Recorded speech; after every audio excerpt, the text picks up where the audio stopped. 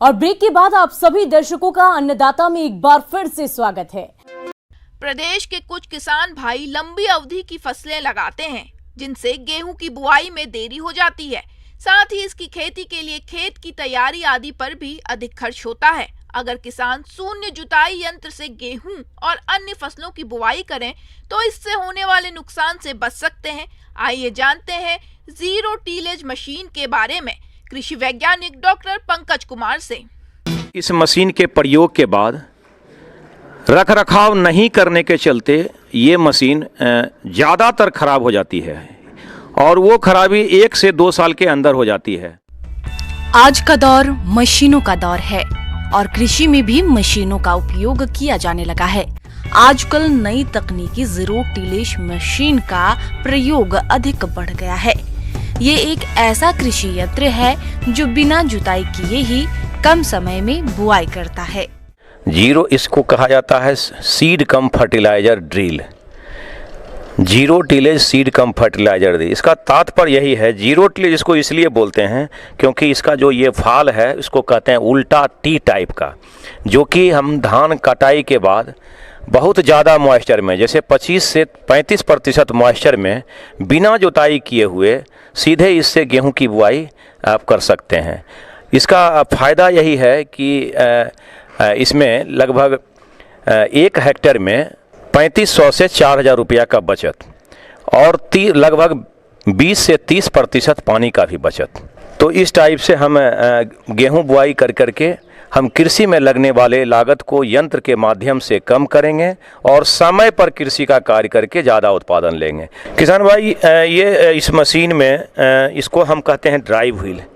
Drive wheel अगर हम machine को अगर हम उपयोग करके अगर हम लाते हैं घर पे, तो ड्राइव व्हील को एक ईंट के सहारे थोड़ा ज़मीन से ऊंचा उठा के रखना चाहिए, ताकि हम इस मशीन के पास जब भी पहुँचें तो इसको हम 1-2 बार अगर घुमा देते हैं तो इसका मतलब है कि हमारा मशीन पूरा फंक्शन में काम कर रहा है। लगभग 1 महीना में 1 बार भी अगर घुमा देते हैं तो हमारा सारा फंक्शन में काम करता रहेगा। और इधर जो आप दोनों चक्का देख रहे हैं यहाँ, इसको कहते हैं डेप्थ कंट्रोल व्हील। बीज की गहराई हम कैसे मापेंगे, जैसे हम इस स्केल को हम यहाँ रखेंगे, इस स्केल को रखने के बाद हम यहाँ देखेंगे कि ज़मीन से कितना ऊंचाई पर है। तो ज़मीन से ऊंचाई इसको देखने के बाद लगभग 2 से 3 यानी कि 4 से 5 यानी कि जितना भी आप रख सकते हैं गेहूं में, जैसे कि 3 से 4 सेंटीमीटर रखना है तो ज़मीन से लगभग इसमें 3.5 सेंटीमीटर अगर रखते हैं तो हमारे खेत में 3 से 4 का एवरेज में बुआई करेगा। इसको ऊपर नीचे करने के लिए एक पीछे नट बोल्ट दिया गया है। इस नट बोल्ट के सहारा इस चक्का को, दोनों चक्का को आप ऊपर कर सकते हैं और नीचे कर सकते हैं, जिससे कि आपका गहराई और यहाँ से कम ज़्यादा होता रहेगा।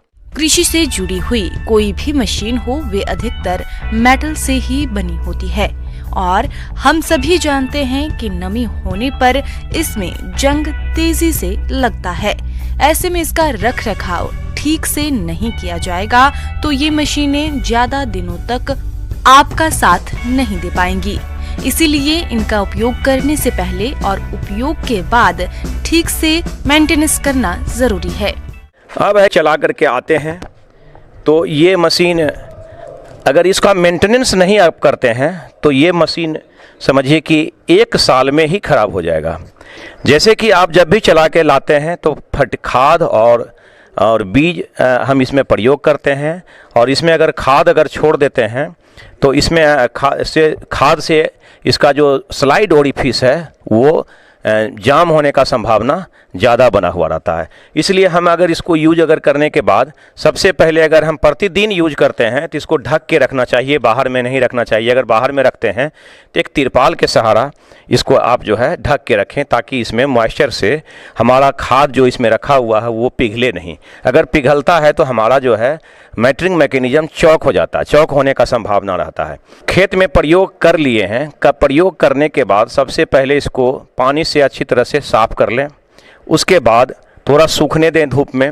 सूखने के बाद हम ग्रीस गन से इसमें जहाँ जहाँ पॉइंट है ग्रीस गन का, ग्रीस गन से ग्रीसिंग करेंगे। जैसे हम ग्रीस गन से यहाँ पर ग्रीसिंग करेंगे, जो यहाँ पर पॉइंट ये दिख रहा है तो इस पॉइंट में हम ग्रीस गन से ग्रीसिंग करेंगे।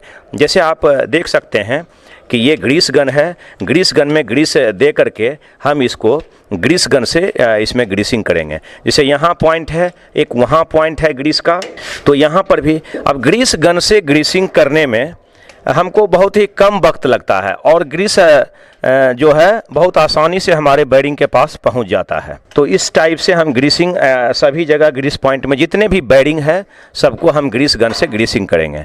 अब आप यहाँ पर देख सकते हैं कि इधर एक चेन स्प्रोकेट लगा हुआ है। तो इसको सबसे पहले हम जब हम काम नहीं करेंगे तो इसका चेन का टाइटनेस देखेंगे।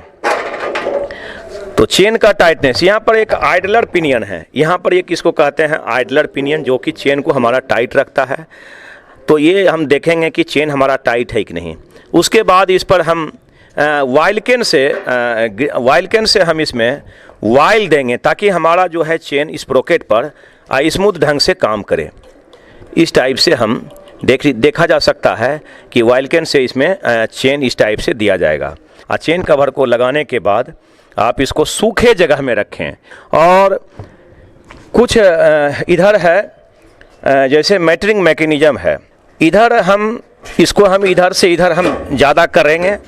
अगर यहाँ पर थोड़ा सा जो भी है एक साफ करने के लिए हम जैसे डीजल या पेट्रोल का प्रयोग करेंगे वाइल्केन के सहारे, ताकि हमारा जो भी गंदगी है, जंग है, जो छूट जाए। और उसके बाद यहाँ पर थोड़ा सा मोबिल दे देंगे, क्योंकि ये एल्युमिनियम का होने के चलते इसमें जाम होने का संभावना बना रहता है। और खाद में क्या होता है कि स्लाइडिंग ओरिफिस होता है, स्लाइडिंग ओरिफिस में भी उसमें खाद का मात्रा जाने पर स्लाइड नहीं कर पाता है। जैसे आप यहाँ पर देख सकते हैं कि ये खाद को आगे पीछे करने के लिए है। तो खाद को आगे पीछे करते हैं तो यहाँ पर स्लाइडिंग ओरिफिस को जाम होने का संभावना यहाँ पर बना रहता है। और यहाँ पर हम लोग पहले क्या करेंगे कि हम कोई भी तेल से हम जैसे कि हो पेट्रोल है या फिर डीजल है, उसमें वाइल्केन में लेकर के हम सबसे पहले उस स्लाइड पर देंगे। और उसके बाद देने के बाद उसमें जो भी जंग लगा हुआ होगा वो छूट जाएगा। और हम फिर वाइल्केन से जो है वाइल हम वहाँ पर हम डाल देंगे, ताकि हमारा जो ये फर्टिलाइज़र का जो ओपनिंग पोजीशन है हमारा, वो हमारा चलता रहे इधर से उधर।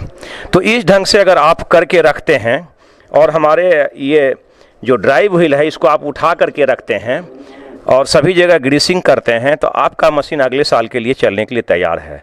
इसी प्रकार अगर मशीन का आप मेंटेनेंस अगर करते हैं तो ख़राब होने का संभावना